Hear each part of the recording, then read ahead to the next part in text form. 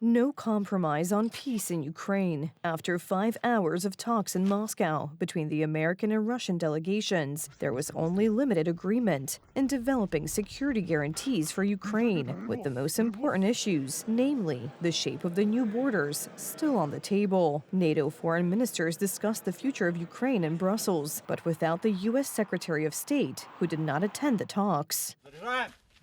Here on the front line, no one has the slightest doubt about the outcome of the peace talks with Putin. The peace plan with Russia will not work. They do not need peace right now, and it does not look as though they want to sign a peace agreement. Russia only understands the language of force. That is how we need to talk to them. Otherwise, the ceasefire will lead to another war in the near future. After 5 hours of talks in Moscow, American negotiators Steve Witkoff and Jared Kushner are returning home with the Kremlin's agreement on certain security guarantees for Ukraine, but territorial issues remain a bone of contention. These were difficult negotiations, says U.S. President Donald Trump. Not an easy situation, let me tell you. What a mess. It's a war that never would have happened if I were president. Not even a chance. And it didn't happen for 4 years. Despite the difficulties, the Ukrainian side also sees a chance for an agreement. A little bit optimism was in my words because of some speed of negotiations, and from American side, the interest in it.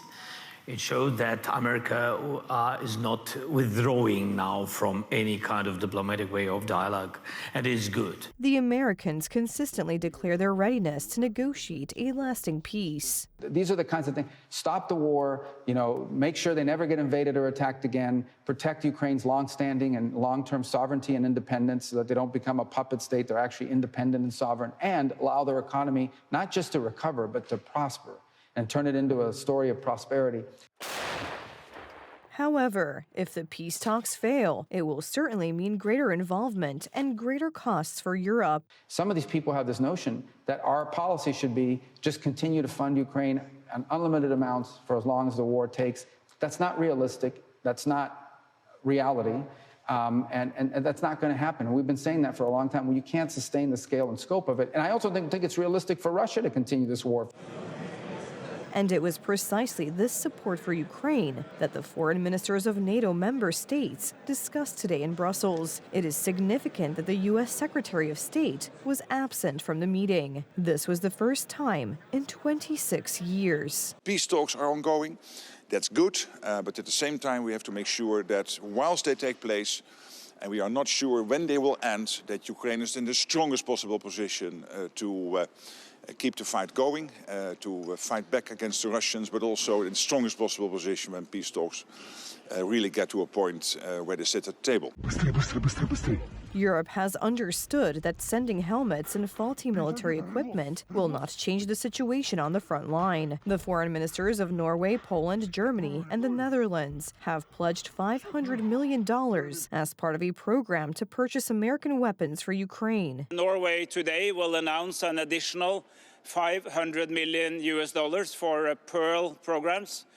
Distributed in 2 packages, one together with Germany and Poland and one together with Germany and the Netherlands, because this is really a moment to ramp up support for Ukraine.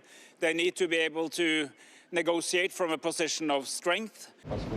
Meanwhile, tomorrow, Putin is flying to India for 2 days to discuss, among other things, the sale of oil and military equipment.